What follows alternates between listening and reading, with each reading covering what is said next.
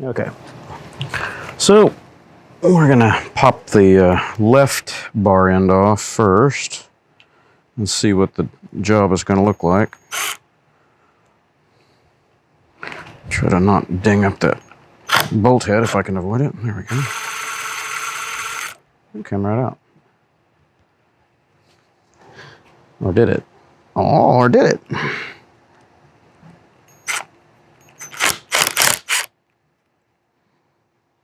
Oh, it's got a retainer in there. That might put a damper on this.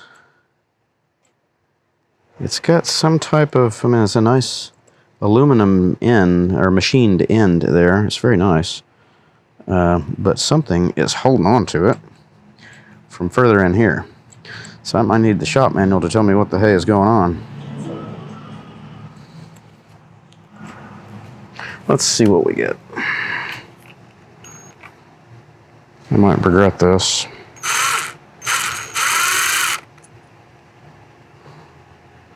Yeah, so this is just a weighted bar end, and there is an inner plug in there.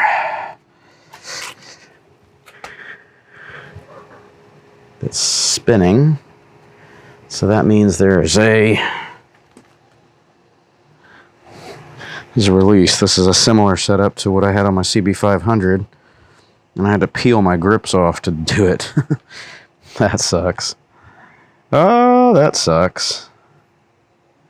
Yeah, I couldn't get my 500X grips off. I had to razor blade them. Just I was replacing them anyway, but when I banana peeled it open, there was a detent right here that I had to press in with a screwdriver and hit the other side with another screwdriver or a pair of needle nose to compress it. That way this thing would pop out. So it looks like they have reused that same mechanism here. There's probably somebody watching this long after the fact going, duh, it's right over here, man. And well, here we are working on the bleeding edge, and there are no manuals for this monkey yet. No service manuals, anyway. Okay, so when I take these off, I'm going to have a big funky hole here that needs to be plugged up as well.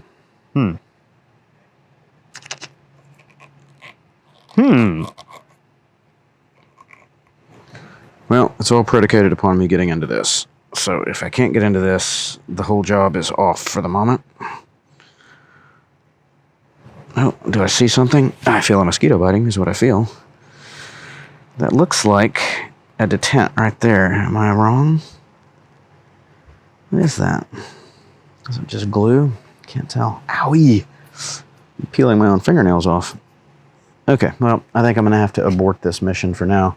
Mosquitoes are too strong out here tonight.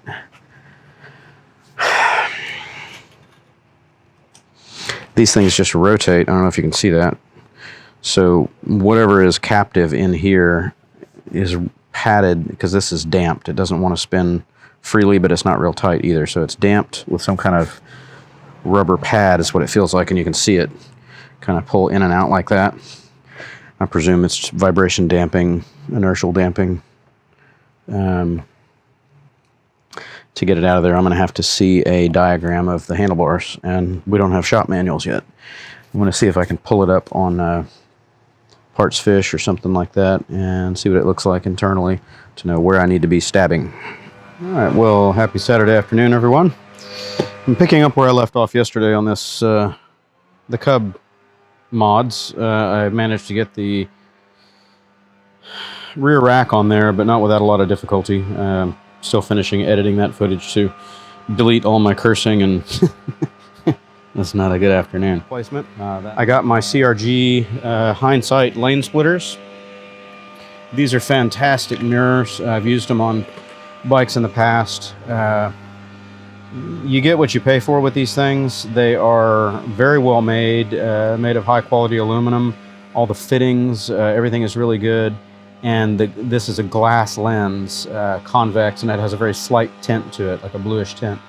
They're totally rebuildable. If you break the glass, you can pop this screw out right here. The glass will come out. You can put new glass in. You can rebuild the hinge assembly. Everything is rebuildable. And the neat thing is when you get them set where you want, you know, this ball kind of pivots around so you can get your angle set just like you like it. you clamp this thing down tight, and then it has this fold away right here, and there's a ball bearing spring loaded right there. Sorry, I'm trying to keep this on camera. There's a ball bearing in there, and it drops into this detent.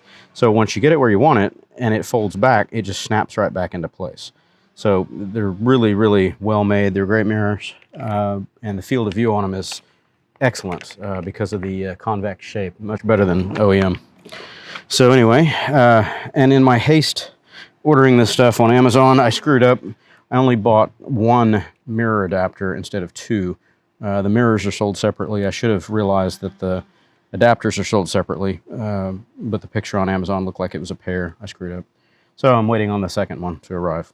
So today I'm just going to install the left side because I already tore this apart last night. Gave up when I couldn't see in there. It was getting a little too dark and the mosquitoes were eating me. So anyway, what we have to do is once you pull the bar weight off of the end, there's another bar weight that goes in here that's spring-loaded and damped. It's squishy. It floats around a little bit to try to dampen handlebar vibrations.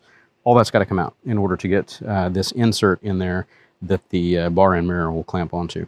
So in order to get that out, we don't have shop manuals available for it here yet, but I already kind of know what the story is.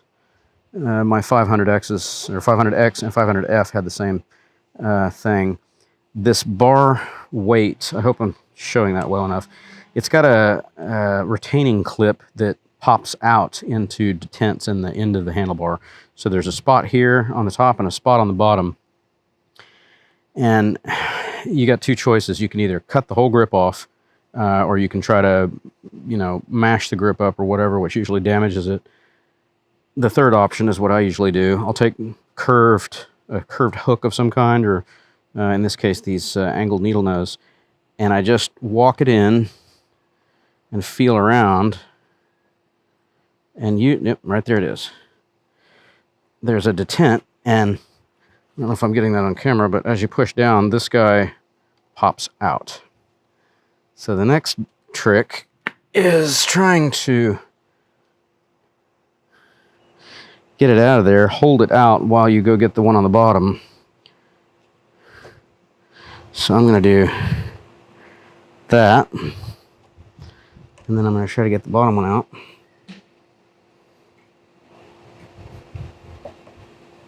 And there it is. Oh, I had it. It started to pop out and then I lost it. Let's see if I can get that second one in there.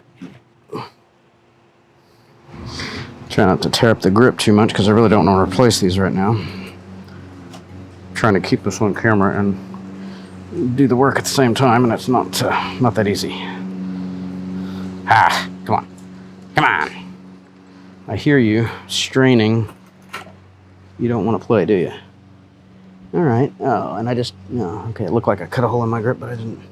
So the exercise here is trying to get this tab and this tab squeezed in.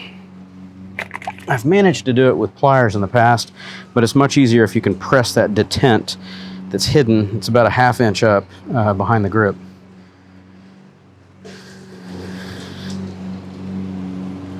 Once you get a hold of that guy,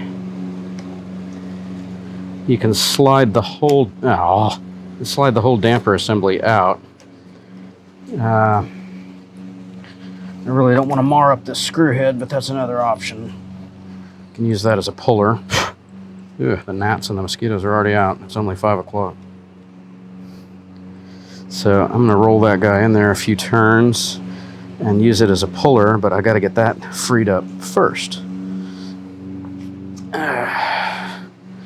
This is not a science as much as it is an art. Definitely takes some doing. Sorry, trying to keep the camera over here and work at the same time. Now that top just does not want to let go. I don't know if the camera's catching it, but you can see that detent. If I mash this thing way back, there it is in there. It's just a little hole in the bar, and it causes that guy to push out, which is what we need.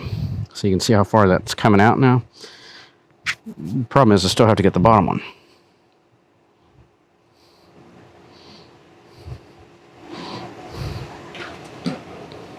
Running out of hands.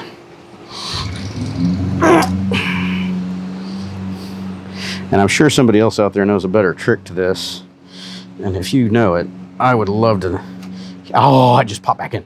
I would love to hear it, so I don't have to go through these gyrations the next time.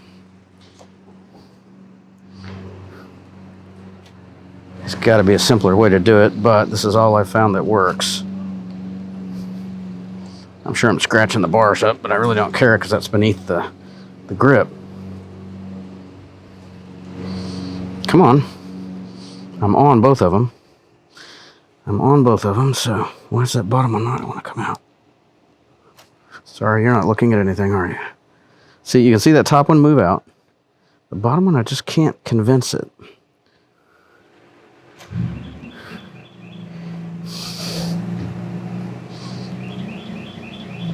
I'm just not having any luck today. I'm not going to give up on this, but I may have to pause the camera while I scratch my head and cuss and scream and get mad. It's just so close. I'm chewing up the grip, I'm chewing up the end of the bar, but I cannot get that bottom one to release. Maybe if I push this in, so you can see there it's rubber mounted, so it's all spongy. I just have to get that bottom. I'm really hoping I don't drop this on my paint somewhere. Oh, got it. Look at that. Jesus, it is just a complete monster to get out of there. So that's what she looks like. It's just a big weighted bar. So you got the outer weight, and then this is the inner weight. And this is an inertial damper. That's why they have it padded in rubber. So it kind of helps fight the oscillation of the handlebars, vibes from the motor, etc., etc. Okay, so anyway, that's out of there now. So the next person to try it, or when I do it again on the other side, hopefully it should be a little easier. You need some kind of, you could use a small, thin, common screwdriver or flathead to press in on that. You're going to need two of them, because you're going to press both sides, top and bottom, or use some needle nose or some angled needle nose like I've got down here.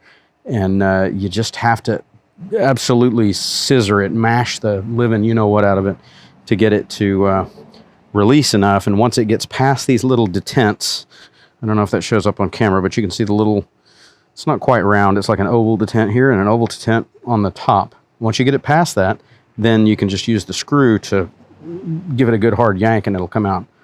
But those things, you can see, they're barbed the opposite direction, so they don't want to come out. And there's not much play in that, so getting it to smash down is real tricky. Okay, anyway, moving on.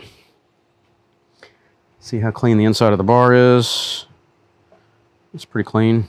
Just making sure it's not oily in there. No, it's clean. Okay. So now with the CRG bar end adapter, this is an interesting design that I've not seen before, but okay. It's a two-piece kind of a scissor that spreads out like that. And you got a little cap, and it came totally disassembled, so you have to figure out how it goes in just based on the pictures. So we'll set this guy on here. They don't appear to have a taper to them. No, they're just cylindrical. Okay, so away we go. And I've got the, it's a 5mm? Yeah, 5mm. Okay, so let's get this thing to start taking up slack.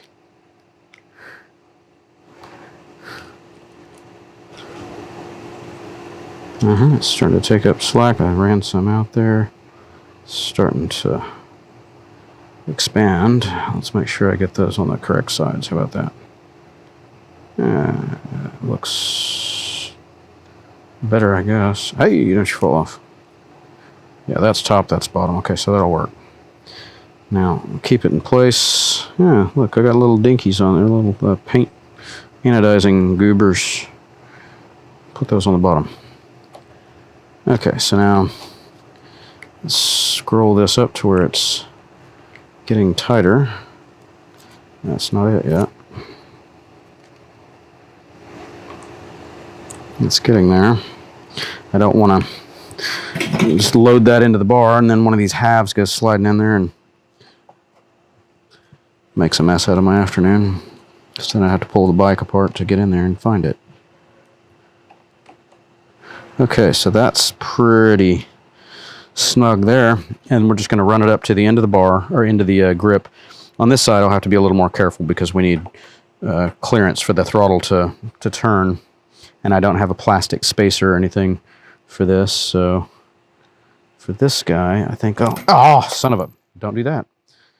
For this guy I'm going to just back it out maybe a little bit, like 1/8 of an inch, not even that, 1/16 of an inch, millimeter or so. I hope that thing goes back in shape after all the tweaking I gave it. Okay, that's good. Got just a tiny bit of clearance there. I'll hold this in place and start cranking that out. Trying to keep you on camera here. Okay, so the whole thing is going to rotate a bit as it expands. Trying to figure out the right way to hang on to it while I turn it, but it's turning with it. That's not good. And of course you don't want to put pliers on this monkey unless you got rubber jaws. There we go, I got it.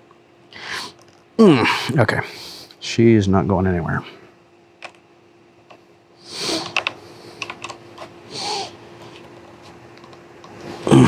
Yep, she's solid. Now, this guy goes on. It's a smaller, I couldn't find my ball end 4mm, but it's a 4mm for all the mounting bolts and everything. So what we do is we open this guy up enough to hang onto the mirror so it doesn't just drop out, because it probably will. We got to get this over that. I'm going to have to take it apart. These are sold in a left and a right, and I'm not sure what that's all about. They look to be the same mirror. It's just the same bracket, and they've turned the mirror around the other way, I assume. There could be some difference in the glass, but I kind of doubt that. And these guys don't have any thread lock on them. I'm probably going to do that before I finish this job. I'm being careful to hang onto the mirror here because it will fall.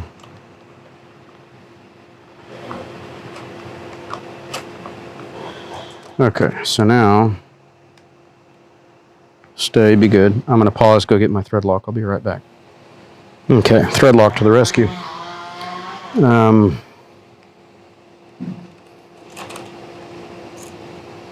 Little dabble doer.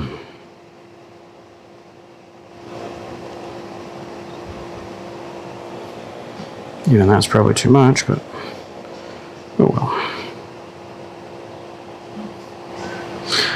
I've probably mentioned it before, but I'll mention it again. I really like the gel versus the liquid stuff. I don't have a paper towel. I like the gel because it stays put.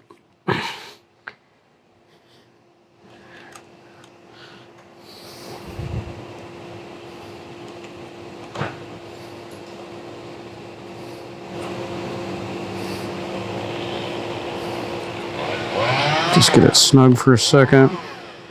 Hang on to my glass. It would really make me mad if I broke it before I got it on there, huh?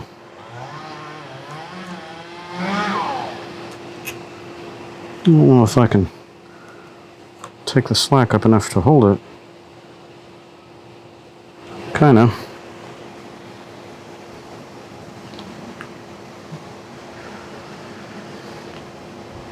Burp, come on, you. Back. There it goes. Ooh, mosquitoes are out, biting my neck, buzzing my ears. And it's windy. Think that would keep them down, but no, not in Houston.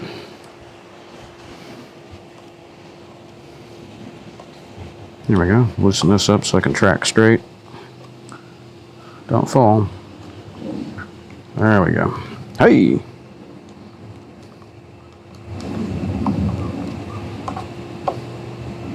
Now I would assume that we need to get this guy tightened up most first, because that's the one that holds the ball in place. And then we crank the bottom one to make sure it's set. Okay, so we get all the adjustments. Hey, you guys get to see me. I got to get on the bike and adjust it, figure out kind of what that's going to be, and then clamp it down. I would love to do the second one, but that's not going to happen.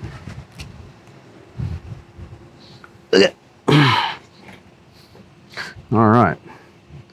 So you guys aren't seeing what I'm seeing because the camera's not angled right. But I can see way past my elbows. That's amazing. Now I'm looking at my elbows. Let's get it set about there. That's looking at traffic and everything way past me. So it looks like I'm almost dead straight. I'm angled just a hair back. Okay. Clamp that guy down and then really give this one some love.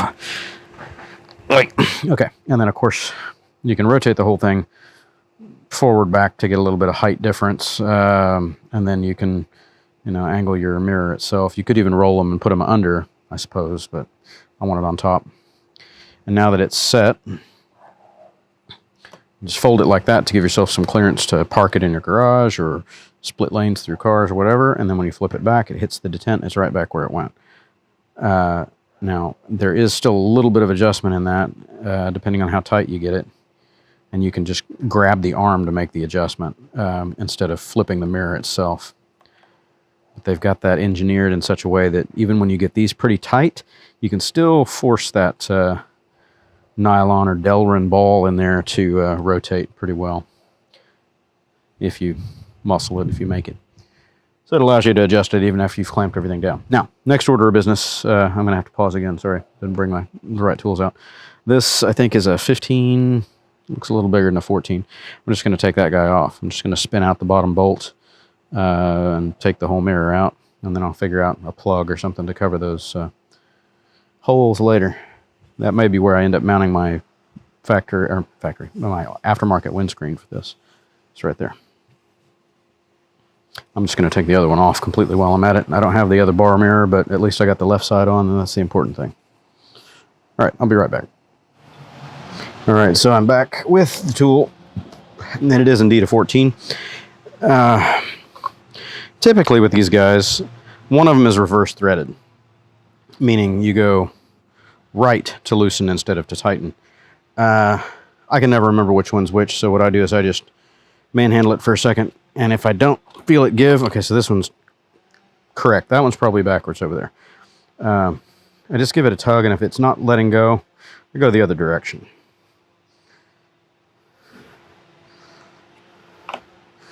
Bye-bye. It's pretty. Pretty annoying, but pretty. Okay. Bye-bye goes the right one, even though I don't have my bar end in there. At least if I have a good left mirror, I can see what's going on behind me.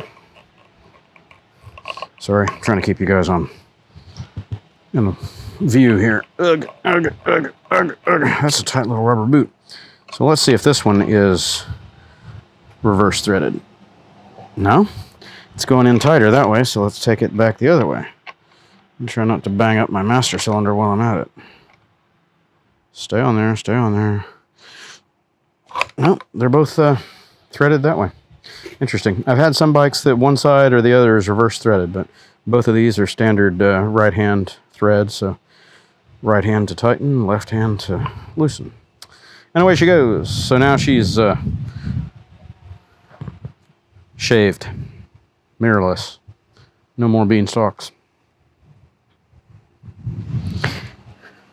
Very, very low appearance now. I would like to put about a yay high windscreen on it, maybe a little bit taller, but nowhere near face high. Okay, so that's that. I'm gonna grab my shades and we're gonna roll it around the block for a minute. See how that looks. All right, everybody. I'm gonna take this thing over to the fuel station. It's still out of gas from my camping trip a couple days ago, and try out this new lane splitter mirror. Looks like I've already got it angled pretty well. I'll try it out here on the road. It does stick out a little bit, but yeah, the Cub is so narrow anyway. Not a big deal.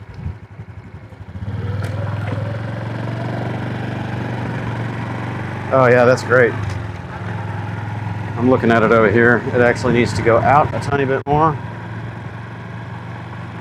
I got it cranked down pretty tight. There we go.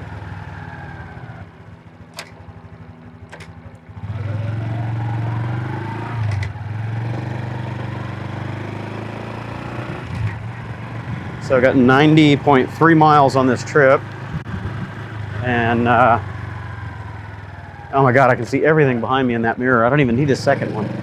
Maybe I'll save it and put the second one on the Riker. Golly.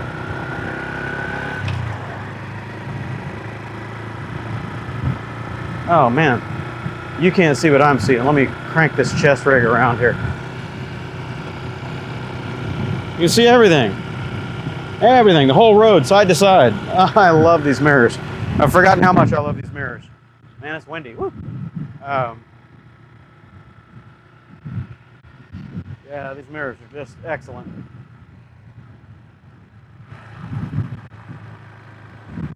They're spendy, but you get what you pay for. Hello.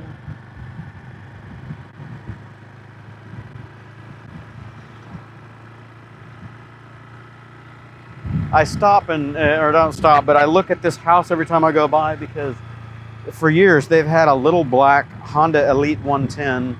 They got a couple 3 years ago, and it just sat outside in their carport, and I always wanted to go ask them about it and talk to them. So I did the other day. I think I may have gotten that on video. I don't know if I've edited and uploaded that, but I was on the Cub just tooling around through the neighborhood, and I saw somebody out there at the house. So swung it around, I went and introduced myself and talked to them, and they do still have that scooter, and they're not really interested in selling it right now, but the guy has a classic 70 or 72 Honda Scrambler.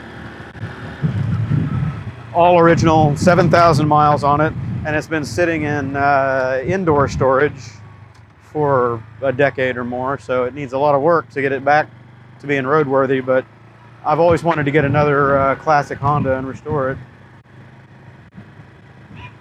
Problem is I have so many bikes and so many projects and not enough time. I still need to finish putting my CB125 back together and do the restoration on it that is still waiting.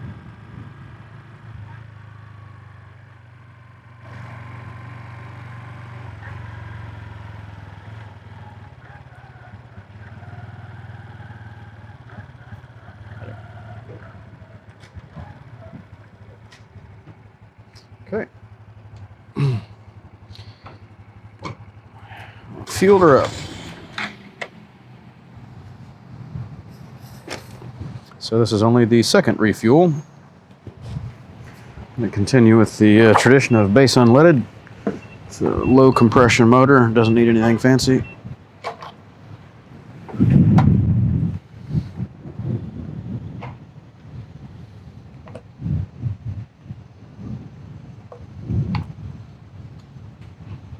So last time it took 0.663. Let's see what it does this time.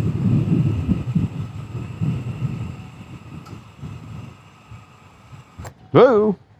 See, it didn't pop. I have to release it.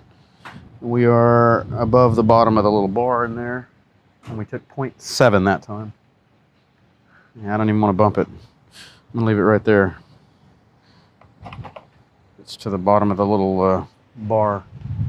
So, same story. About 132 miles to the gallon. Last time I milked it to get it up to the next nickel, but I'm not going to do that. It's too full as it is. Okay. So, my normal mileage recording ritual here. Hey.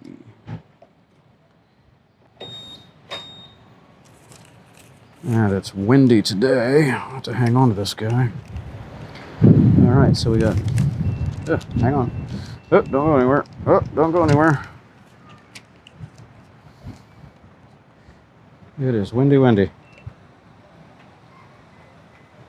So 91.1 on that. 178 is what's on my trip now. I figured I'd be at 200 by my return, but wasn't as far as I thought it was. And 178 total. Let's get that again. I don't know if I got everything on that receipt. Okay. Reset the trip.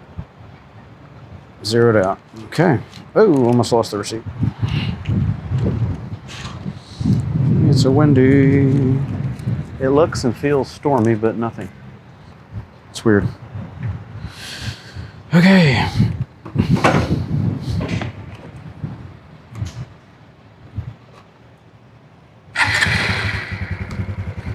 Okay, off we go.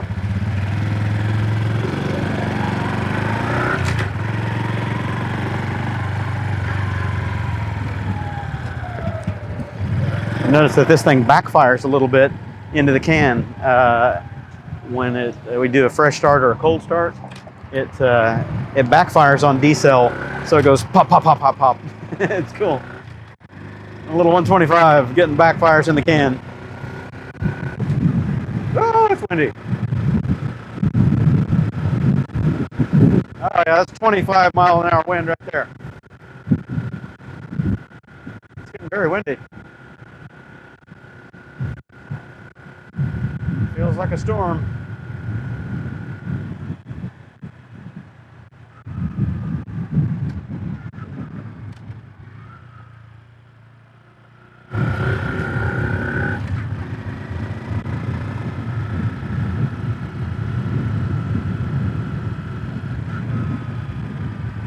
So I'm going to put another 100 miles on it maybe, right at the 300 mile mark. And I'm going to dump the oil and put my drain plug, my gold plug magnetic drain bolt in. It's so windy, I don't know if any of this audio is coming out. I'm just using a chest rig.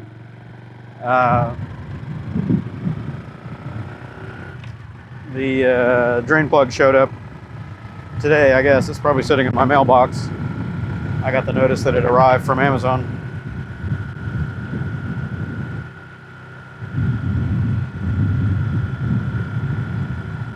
Oh, I really like that mirror.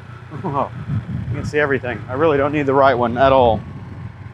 I'll put it on there just for symmetry, but don't need it. I don't know how to look. Well, I guess I could leave it like that. I don't know. I'll put it on there, try it out, see what it looks like. Definitely don't need two mirrors on this though. That one is doing the trick.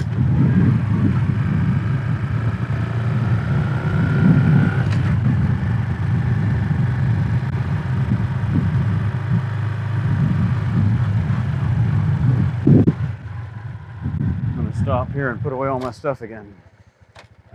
Bump, bump.